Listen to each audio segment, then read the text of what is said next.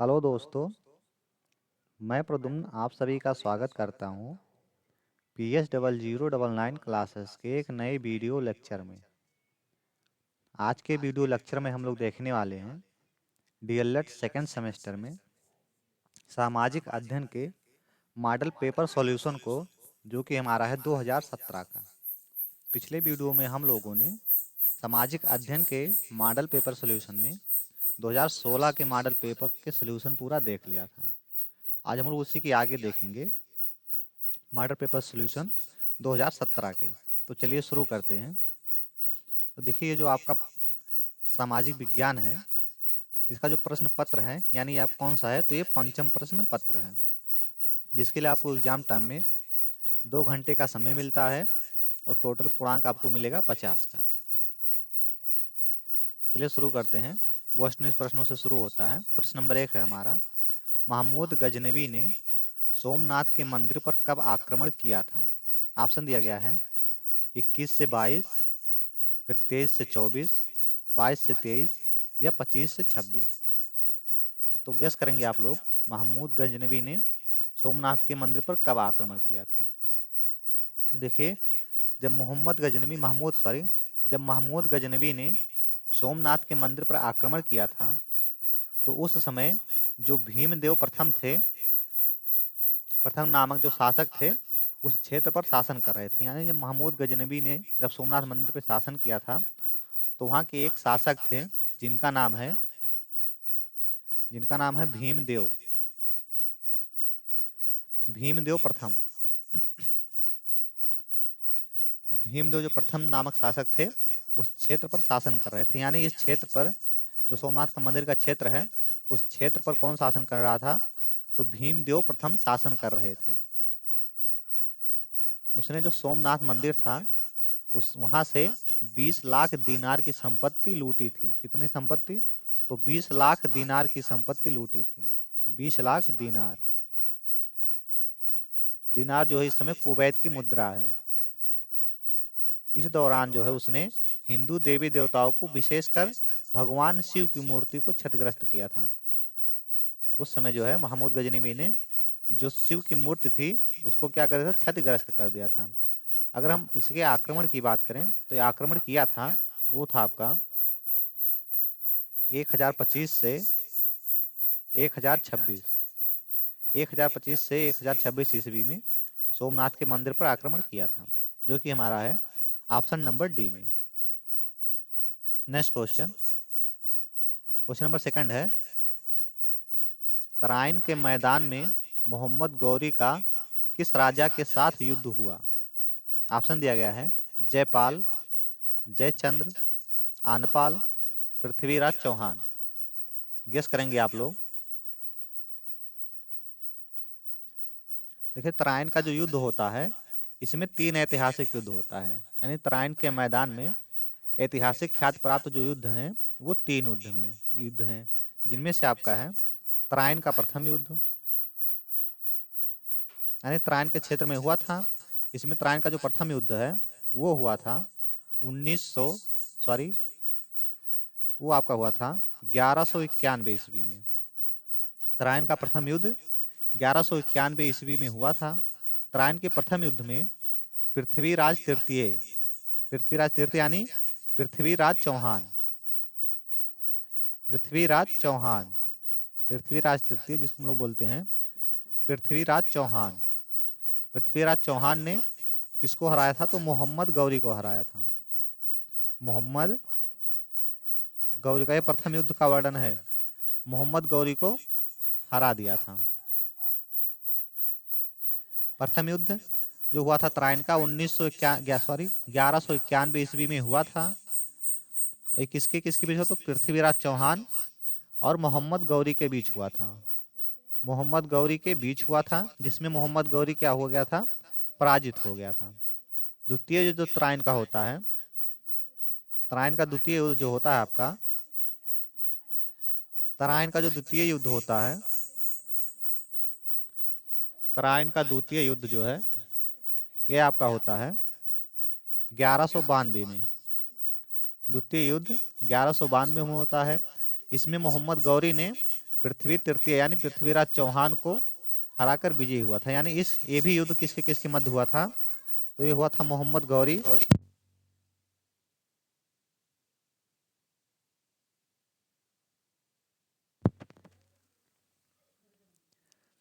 मोहम्मद गौरी मोहम्मद गौरी और पृथ्वीराज चौहान के बीच में हुआ था। मोहम्मद गौरी और पृथ्वीराज चौहान के बीच में ये भी हुआ था। इसमें किसको विजय मिली थी? तो इसमें जो मोहम्मद गौरी था उसको विजय मिली थी। द्वितीय युद्ध में मोहम्मद गौरी को विजय मिली थी। और तृतीय जो युद्ध होता है त्राइन का जो तृतीय युद्ध है ये होता है 1215 से 16 तक। 12 से 15 तक होता है। ये युद्ध जो है इल्तुतमिश इल्तुतमिश और कुबाजा के मध्य इल्तुतमिश के सिंधु नदी में जो है ये डुबोकर मार डाला था। इसमें क्या हुआ था? इल्तुतमिश जो है और कुबाजा इसके मध्य में युद्ध हुआ था। इल्तुतमिश ने कुबाजा को सिंध नदी में डुबाकर मार डाला था। तो चलिए देखते हैं, प्रश्न में हमसे पूछा है कि त्राइन के मैदान में मोहम्मद गौरी का किस राजा के साथ युद्ध हुआ था? तो आपका हुआ था पृथ्वीराज चौहान के मध्य। नेक्स्ट देखते हैं, नेक्स्ट क्वेश्चन नंबर 3 है, गुलाम वंश का प्रथम सुल्तान था। गुलाम वंश का प्रथम सुल्तान कौन था?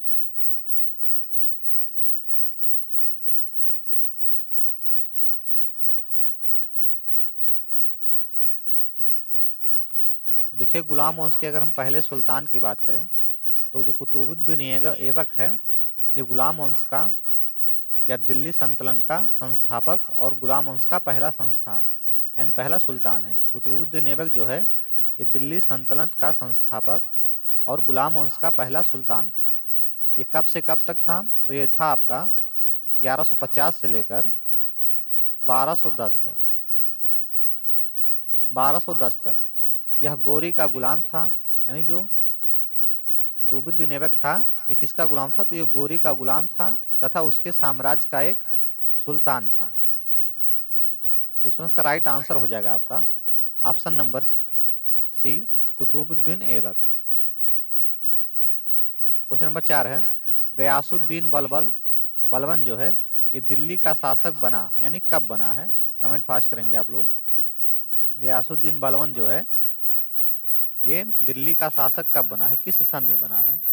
तो गयासुद्दीन जो बलबन है ये गुलाम वंश का एक प्रमुख शासक था। शासक था किस वंश का? तो ये गुलाम वंश का शासक था। गुलाम वंश का शासक था। उसने रक्त और लौह की नीति अपनाई थी। कौन सी नीति अपनाई थी? इसकी अगर हम नीति की बात करें तो ये जो नीति अपनाई थी वो नीति थी रक्त और लौह की नीति। रक्त और लौह की नीति अपनाई थी। बलबन ने अपने राजस्व सिद्धांत के तहत यह घोषित किया था कि जो सुल्तान धरती पर ईश्वर का प्रतिनिधित्व तथा ईश्वर की छाया होता है। गयासुद्दीन बलबल जो है ये 1265 से 1286 ईस्वी तक दिल्ली का शासक बना था। कब से कब तक था? तो ये आपका था 1265 से 1286 तक। 1265 से 1286 तक। तो इसका राइट आंसर हो जाएगा आपका option number D, 1266। Next question number 5 है, दिल्ली में लोधी वंश की स्थापना की। यानी दिल्ली में लोधी वंश की स्थापना किसने की थी? गेस करेंगे आप लोग।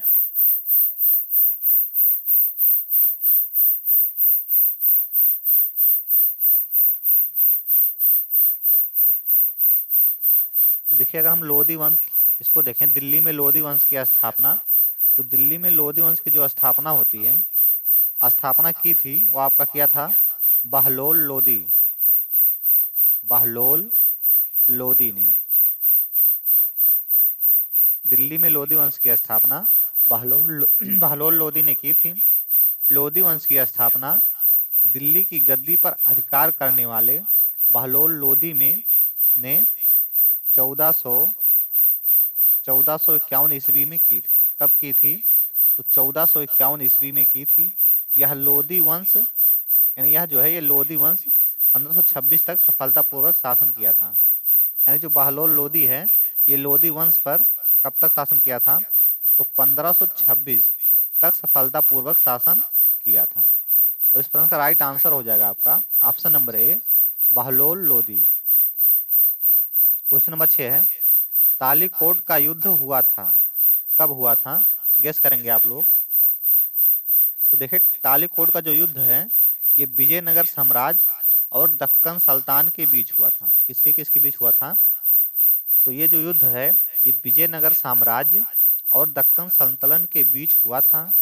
इसमें दक्कन के जो सुल्तान थे या सल्तनत थे जो है उनकी संयुक्त सेना ने विजयनगर की सेना को विनाशकारी पराजय दी थी। तालीकोट का युद्ध 23 जनवरी तालीकोट का जो युद्ध था वो 23 जनवरी 1565 23 जनवरी 1565 को बीजापुर के दक्षिण पूर्व स्थान पर लड़ा गया था। कहाँ लड़ा गया था? तो ये बीजापुर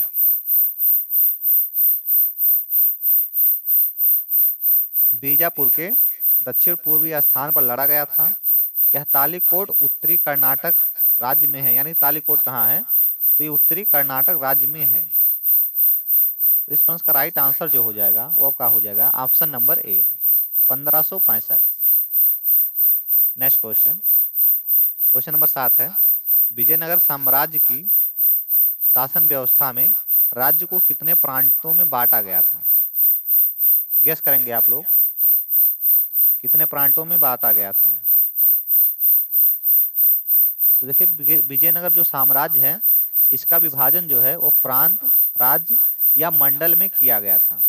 कृष्णदेव राय के शासन काल में प्रांतों की जो संख्या सर्वाधिक थी, यानी जो आपके कृष्णदेव राय के शासन काल में जो प्रांतों की संख्या थी वो सर्वाधिक थी। वो कितना थी? तो 6 थी।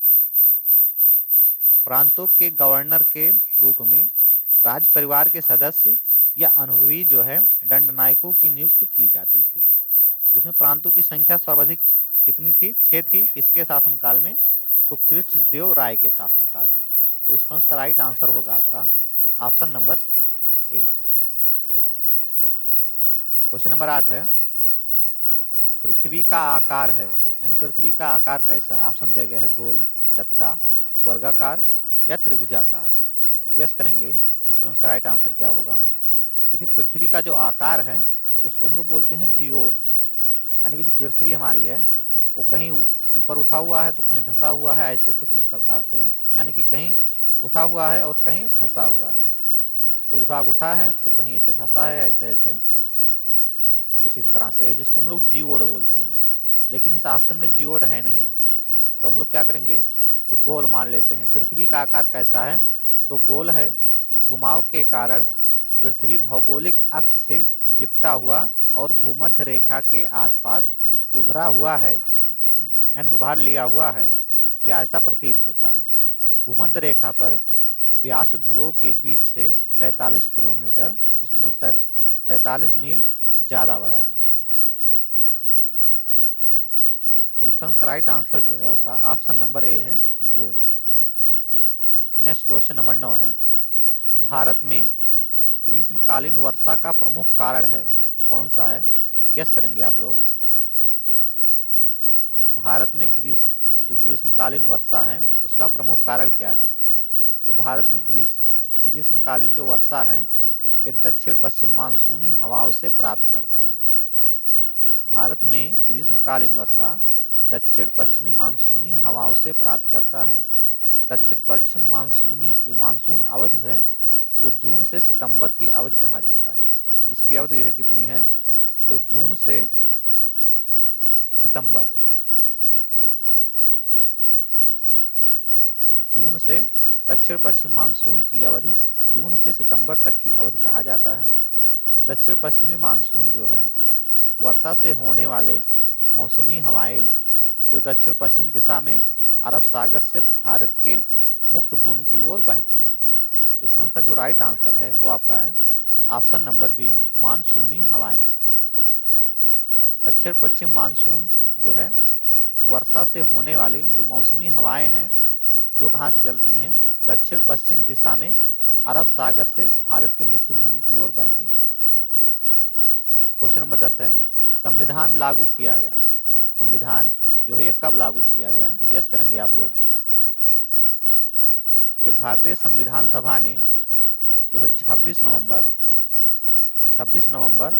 1949 ईस्वी में अपना काम पूरा कर लिया था। यानी अपना काम पूरा करने का मतलब क्या है कि संविधान को बना के तैयार कर दिया था 26 नवंबर 1949 ईस्वी को। लेकिन इसके लागू होने की बात करें तो ये लागू होता है तो 26 जनवरी 1950 26 जनवरी 1950 ईस्वी को संविधान लागू हुआ। भारतीय संविधान लिखने वाली सभा में कितने सदस्य थे, अगर हम सदस्य की बात करें तो 299 सदस्य थे। जिसके अध्यक्ष जो थे, जिसके अध्यक्ष की अगर हम बात करें तो जिसके अध्यक्ष थे डॉक्टर राजेंद्र प्रसाद। डॉक्टर राजेंद्र प्रसाद जिसके अध्यक्ष थे। तो इस प्रश्न का राइट आंसर जो है ऑप्शन नंबर सी, 1950।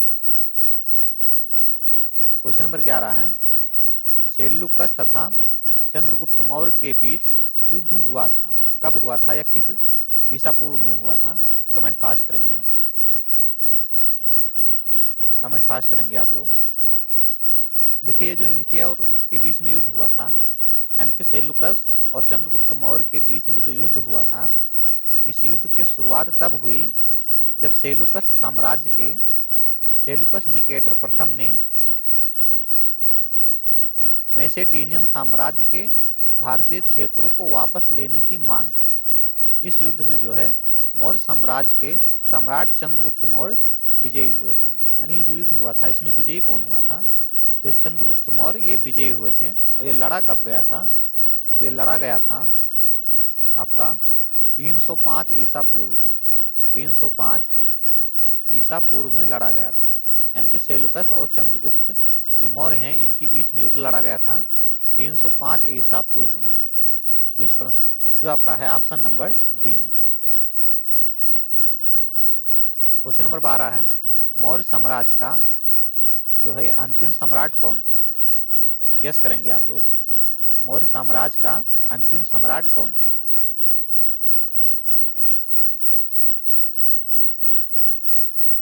तो अगर हम इसके अंतिम शासक की बात करें तो इसका अंतिम शासक जो था वो शतधन्व जो है,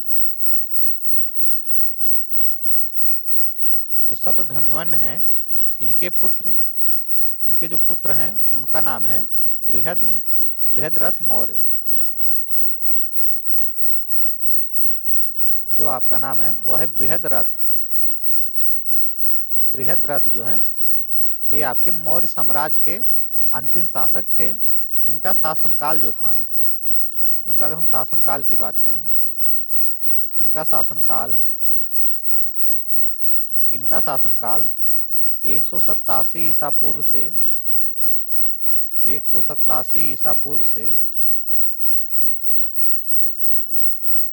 187 ईसा पूर्व से 180 ईसा पूर्व तक था। यानी जो इनका शासनकाल है वो 187 ईसा पूर्व से 180 ईसा पूर्व तक था। ये जो है ये बौद्ध धर्म के अनुयायी थे। इनके अपने इनके जो है अपने की जो सेनापति है, इनके जो सेनापति हैं उनका नाम क्या था, तो इनका नाम था पुष्यमित्र। पुष्यमित्र ने क्या किया था, तो बृहद्रथ की जो है हत्या कर दी थी। बृहद्रथ की हत्या कर दी। तो इस प्रश्न का राइट आंसर जो है वो का आपका है ऑप्शन नंबर सी।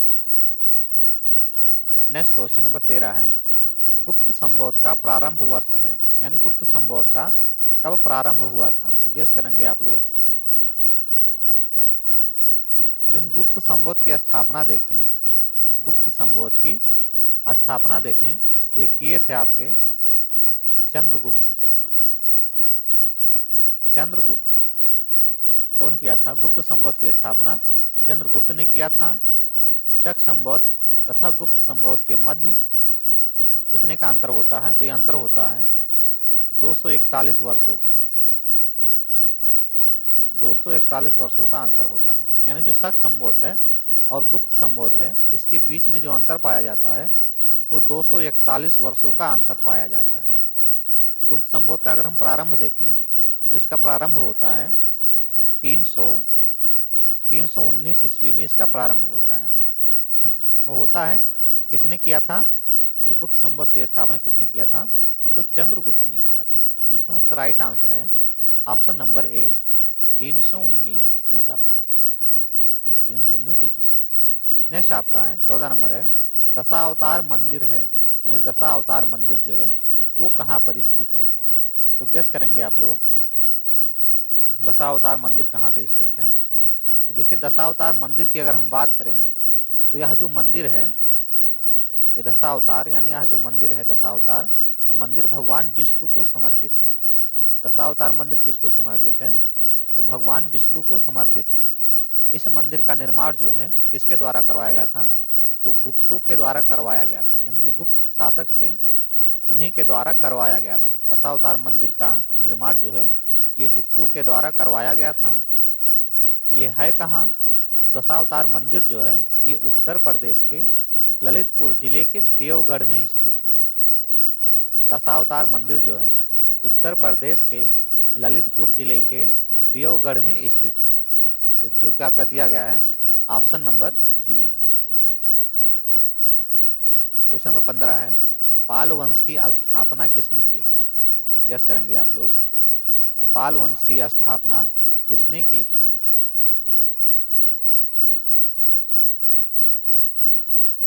पाल वंश की स्थापना किसने की थी? तो अगर हम पाल वंश की स्थापना की बात करें तो पाल वंश की स्थापना जो किए थे वो आपके किए थे गोपाल। पाल वंश की स्थापना गोपाल ने की थी, जो राज्य के पहले सम्राट भी थे। यानी गोपाल जो थे ये पाल वंश के पहले सम्राट भी थे। इन्होंने बंगाल से लेकर मुंगेर तक क्षेत्र को अपने नियंत्रण में ले लिया था। तो अपने नियंत्रण में इन्होंने कहां से कहां तक का क्षेत्र लिया था? तो बंगाल से मुंगेर तक के क्षेत्र को अपने नियंत्रण में ले लिया था। जो बिहार में एक मठ है जिसका नाम है उदंतपुरी, तो बिहार में जो उदंतपुरी मठ है इसकी स्थापना भी गोपाल के द्वारा की गई थी। धर्म परिवर्तन के बाद इन्हें बंगाल का पहला सम्राट माना गया। यानी जो गोपाल थे इन्होंने अपना धर्म क्या कर लिया था? परिवर्तन कर लिया था। और धर्म परिवर्तन के बाद इन्हें जो है बंगाल का पहला सम्राट माना गया। तो इस प्रश्न का जो राइट आंसर है वो आपका है option number c Gopal. Next question अब यहाँ से शुरू होता है अत लघु उत्तरीय प्रश्न, जो कि शुरू होता है प्रश्न नंबर 16 से। प्रश्न नंबर 16 है, चंदेलों के दो प्रसिद्ध नगरों के नाम बताइए। गेस करेंगे आप लोग, चंदेलों के दो प्रमुख जो है नगर वो कौन कौन से हैं? तो चंदेलों को अगर हम प्रमुख नगर की बात करें या प्रसिद्ध नगर की बात करें तो उनमें से पहला है खजुराहो और दूसरा आपका है महोबा। पहला आपका है खजुराहो, दूसरा महोबा। चंदेलों का जो शासन था वो बुंदेलखंड के क्षेत्र पर 500 वर्षों तक रहा। यानी इनका शासन काल कितने वर्षों तक रहा?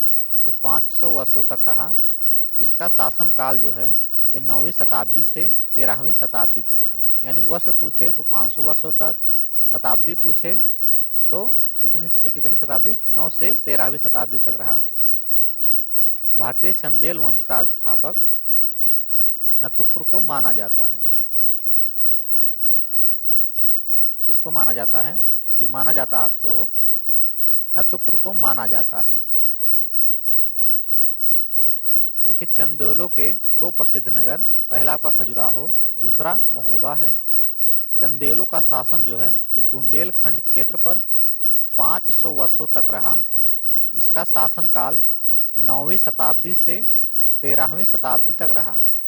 भारतीय जो है चंदेल वंश का स्थापना नतुक्र को माना जाता है, यानी संस्थापक जो है ये नतुक्र हैं। अब देखते हैं खजुराहो जो है, खजुराहो चंदेली की आध्यात्मिक राजधानी थी, यानी जो चंदेल थे उनकी आध्यात्मिक राजधानी कहाँ थी, तो आपकी थी खजुराहो।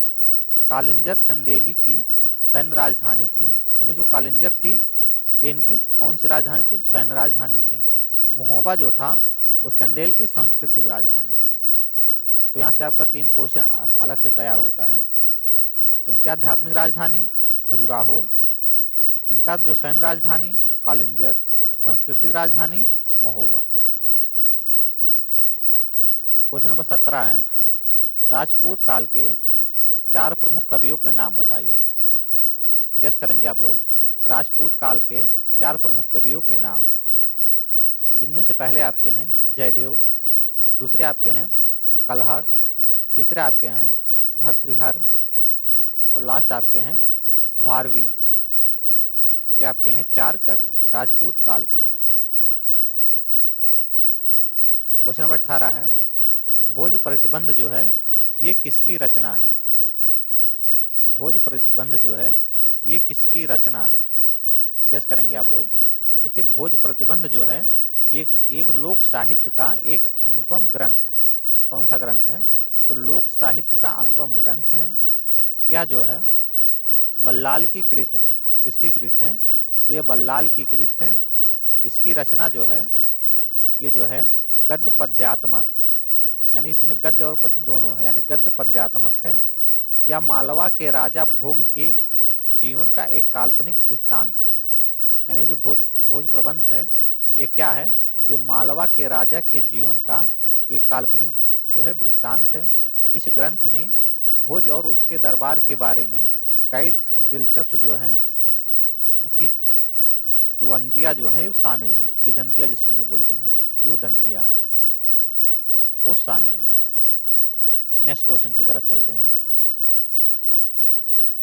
नेक्स्ट क्वेश्चन नंबर 19 है, प्रयाग प्रशस्त जो है इसके रचनाकार कौन है, या इसके रचयिता कौन है। प्रयाग प्रशस्त के रचयिता कौन है, गेस करेंगे आप लोग।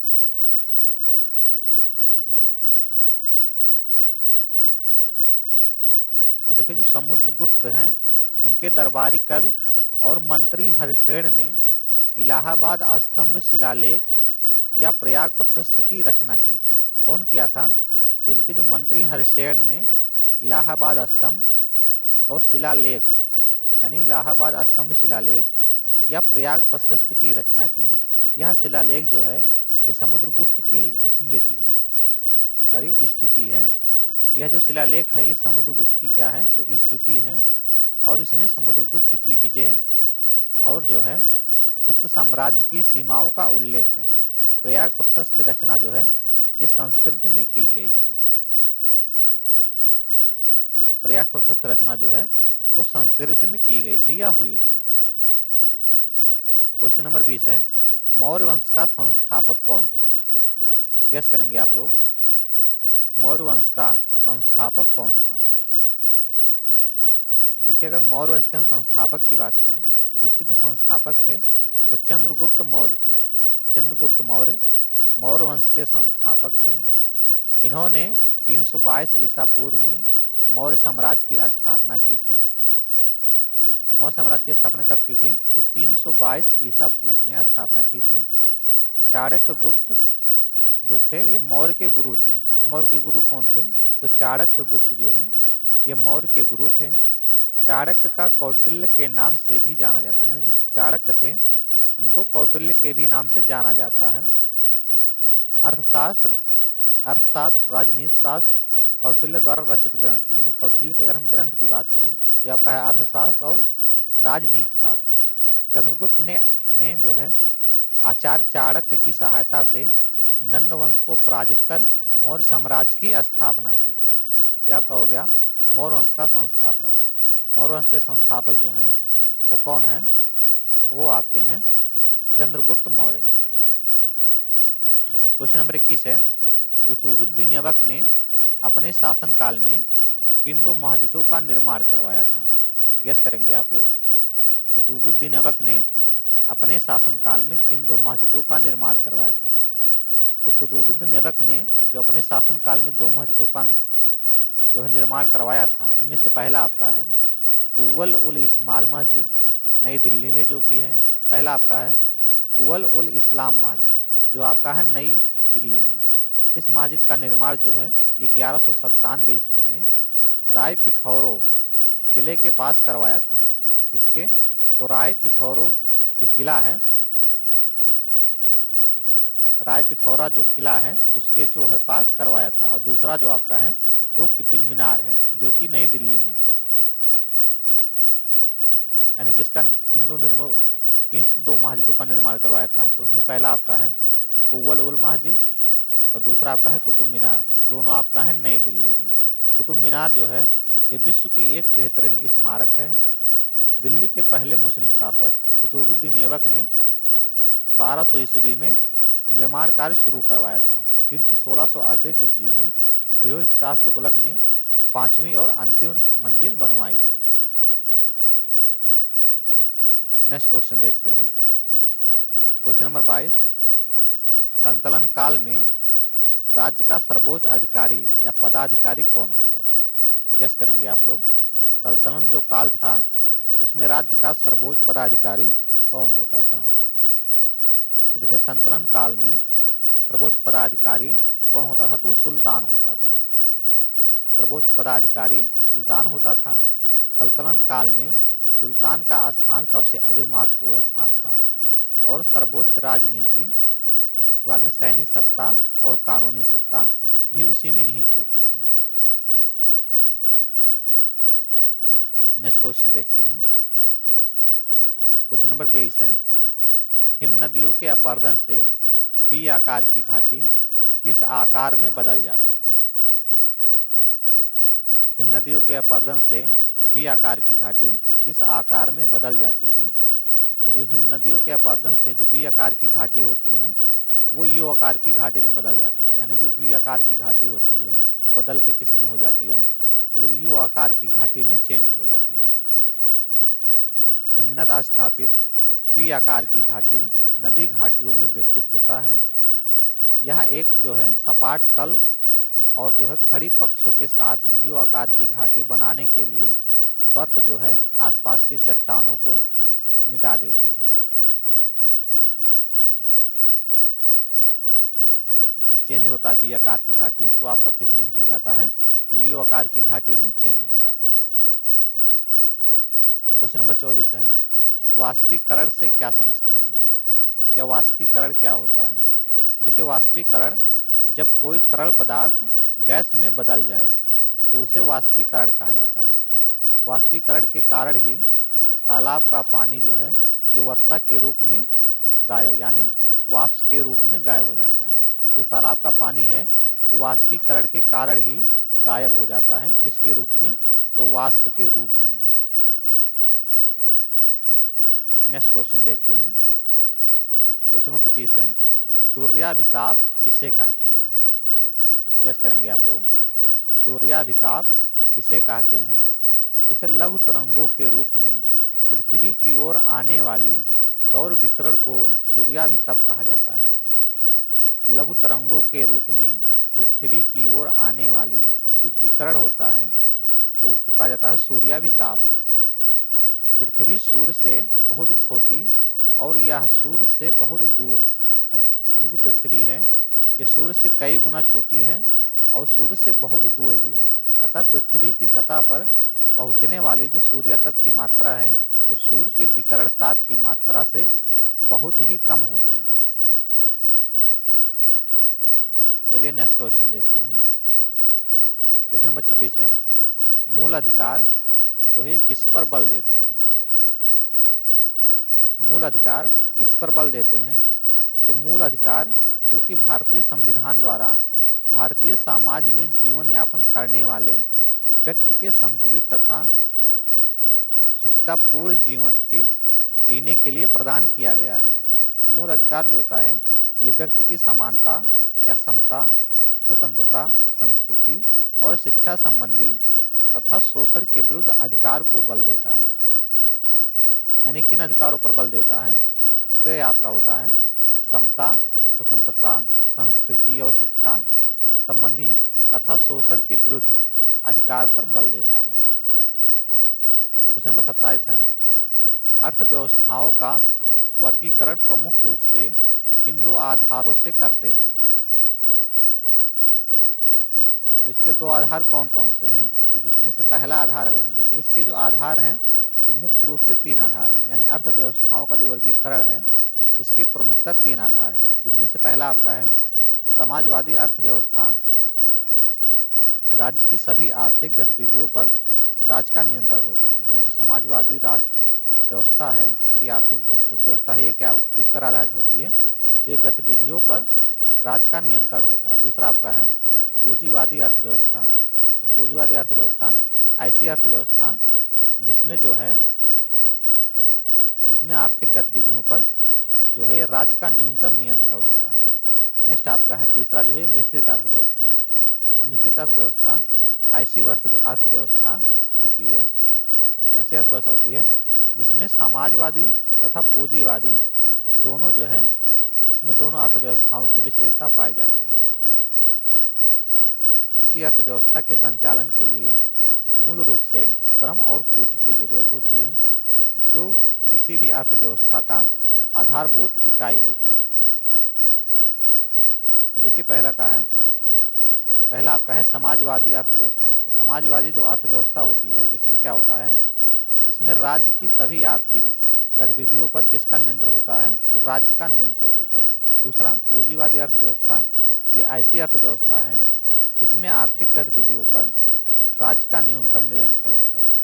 तीसरा आपका है मिश्रित अर्थव्यवस्था। तो ऐसी अर्थव्यवस्था है जिसमें समाजवादी और पूंजीवादी दोनों अर्थव्यवस्थाओं की विशेषता पाई जाती है।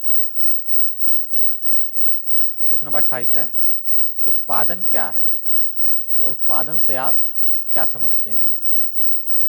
तो देखिए उत्पादन जो अर्थशास्त्र में उत्पादन का तात्पर्य होता है वो आपका है श्रम, संसाधन, तकनीक और पूंजी के माध्यम से किसी उपभोग की जाने वाली वस्तु तथा सेवाओं के निर्माण से है। यानी जो अर्थशास्त्र में उत्पादन है उसमें क्या है? श्रम, संसाधन, तकनीक और पूंजी के माध्यम से जो वस्तु उपयोग की जाने वाली है उसकी जो सेवाएं होती हैं उसका निर्माण करना, यानी वस्तु जो है और सेवाओं का निर्माण करना ही क्या होता है? तो उत्पादन होता है।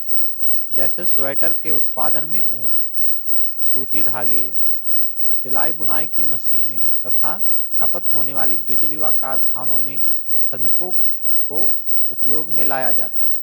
उत्पादन के मूलभूत जो है ये तीन कारक हैं, जिसमें से पहला आपका है श्रम, दूसरा पूंजी, तीसरा संसाधन। क्वेश्चन नंबर 29 है, उपभोक्ता संरक्षण अधिनियम कब लागू हुआ था? उपभोक्ता संरक्षण अधिनियम कब लागू हुआ था? तो देखिए भारत में उपभोक्ता जो है अधिकारों को ध्यान में रखते हुए उपभोक्ता संरक्षण अधिनियम 1986 ईस्वी को में पारित हुआ था। तो कब पारित हुआ था? तो 1986 ईस्वी में पारित किया गया था। इसे लोकप्रिय रूप में CCPA के नाम से भी जाना जाता है। लोकप्रिय रूप में किस में जाना जाता है? तो CCPA के रूप में जाना जाता है। इस अधिनियम ने उपभोक्ताओं को उपभोक्ता अदालतों में प्रतिनिधित्व करने का अधिकार दे दिया।